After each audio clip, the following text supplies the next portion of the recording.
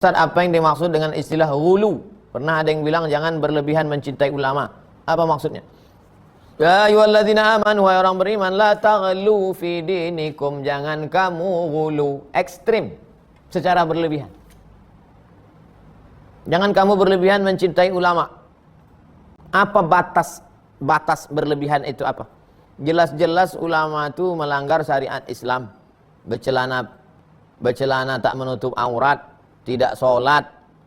Katanya sholatnya langsung naik ke Sidratul Muntaha, minum khamar, mabuk, berzina, tetap juga dipuja-puja, tetap juga dipuji-puji. Nah, itu ekstrim. Ada seorang yang datang menemui wali Allah, katanya ini wali nih, dibawanya murid-muridnya, murid-murid, ayo kita ketemu wali Allah. Sampai di masjid, rupanya yang disangka wali itu meludah dalam masjid. Mari kita tinggalkan. Kenapa Tuan Guru? Ini wali setan. Kenapa? Karena melanggar syariat. Al-Kayyisu, orang yang cerdas, bukan orang yang IP-nya 4. Al-Kayyisu, orang yang cerdas, bukan orang yang profesor, doktor, PhD, bukan. Al-Kayyisu, kata Nabi, orang yang cerdas, dua sifatnya. Mandana nafsahu, mampu melawan, menekan hawa nafsu, wa amila lima ba'dal maut. Dan amalnya itu selalu berefek untuk setelah mati. Jadi pertama tekan hawa nafsu dulu. Tekan nafsu popularitas. Tekan nafsu syahwat seksual. Tekan nafsu makan. Tekan nafsu politik. Tekan nafsu. Setelah mampu menekan hawa nafsu yang digembleng selama 1 bulan Ramadan, ditambah lagi 6 hari di bulan Syawal, dilanjutkan puasa Ayyamul Bait 3 hari, dilanjutkan puasa Senin Kamis, dilanjutkan puasa Nabi Daud. Setelah mampu menekan, mengenal hawa nafsu, ditekan, wa amila lima ba'dal maut. Kalau dia beramal, amalnya berlanjut setelah mati. Aktif setiap pagi, petang, siang, malam, tapi dia berpikir setelah mati. Uang yang terkumpul untuk beli tanah wakaf, bangun masjid. Uang yang terkumpul untuk buka sekolah tahfiz Quran. Uang yang terkumpul untuk menyekolahkan anak yatim. Dia selalu berpikirnya, apa yang akan aku bawa setelah mati. Kalau beli baju bisa 5, beli 2 saja. Yang 3 beli antar ke panti jompo.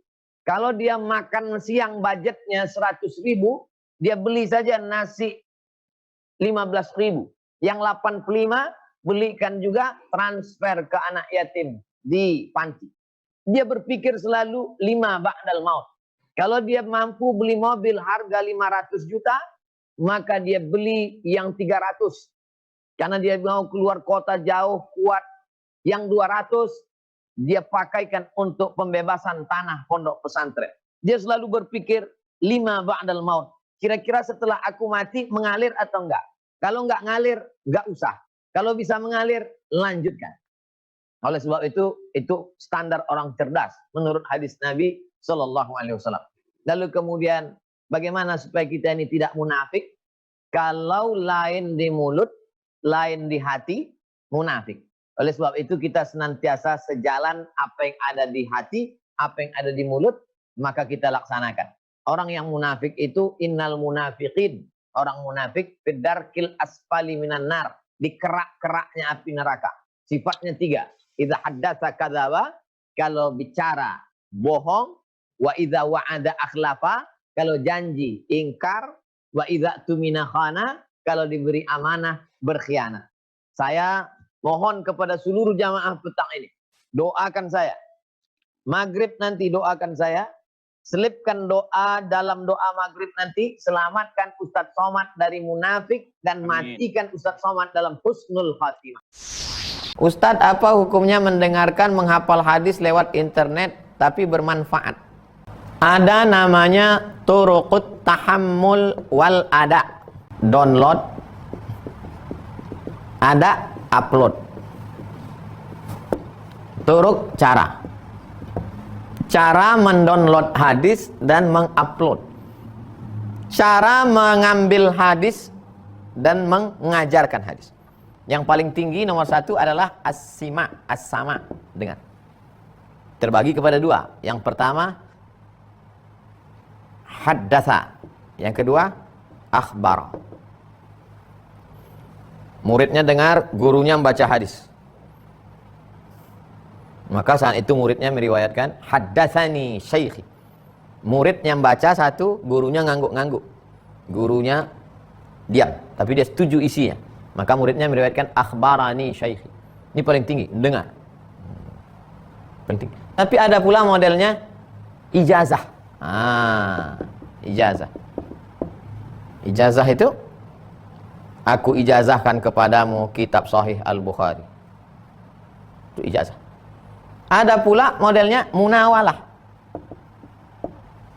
Munawalah itu diambilnya kitab nih, diberikannya. Diterima sama si murid. Nawala yunawilu munawalah, memberikan. Ada munawalah ma'al ijazah. Aku berikan kitab ini kepadamu, aku ijazahkan. Tapi yang paling rendah, paling bawah adalah apa yang disebut dengan wijadah. Wijadah. Dari kata wajada. Wajada. Manjada, wajada. Wajada artinya nemu. Pergi ke perpustakaan. Pas duduk-duduk, nemu hadis. Kau dapat hadis ini dari mana? Dari buku wijadah. Nah, begitu juga kalau orang nemu hadis. Tapi kalaupun ketemu di internet, kalau bisa, kan, kamu wijadah ketemu hadis di mana? Di Sahih Bukhari, kan enak bunyinya. Kamu nemu hadis ini di mana? Di Google, kan nggak enak. Jadi paling tidak saya nemu hadis ini di website websitenya terpercaya, Ahlu Sunnah punya, dan di terjemahnya ada HR Al-Bukhari. Boleh, bukan berarti nggak boleh. Wijadah, cuman kualitasnya rendah. Dikhawatirkan dia salah baca, salah paham. Tapi kalau sama tadi, memang dia dengar. Ada lagi qiraah. Ada simak, ada qiraah, ijazah, munawalah. Paling bawah adalah wijadah. Sekarang banyak orang wijadah, buka-buka kitab ketemu wijadah. Browsing-browsing di internet, wijadah. Tapi sebaiknya dia tanya ke guru dulu. Sekarang banyak juga hadis palsu dia buat HR. Pas dicari nggak ketemu. Bagaimana dengan orang yang baca Quran, sholat, tapi masalah politik nggak peduli ajaran Islam. Masalah ekonomi nggak peduli ajaran Islam. Masalah pendidikan nggak peduli ajaran Islam. Orang sekarang banyak yang Islamnya Islam slim. Islam minimalis.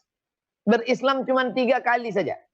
Lahirnya akikah, nikahnya walimah, matinya takziah.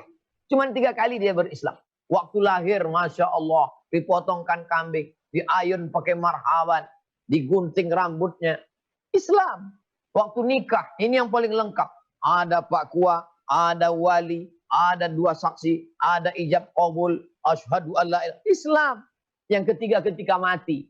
Matinya juga sangat Islami. Tapi dalam masalah ekonomi, riba. Dalam masalah politik, tipu, bohong, dusta. Dalam masalah pendidikan, sekuler. Dalam masalah pemikiran, liberal. Makanya kita dituntut, ya ayyuhalladzina amanu, hai orang beriman, udkhulu, masuklah kamu fisilmi, dalam keadaan dalam Islam. Kafah. Secara kafah, total.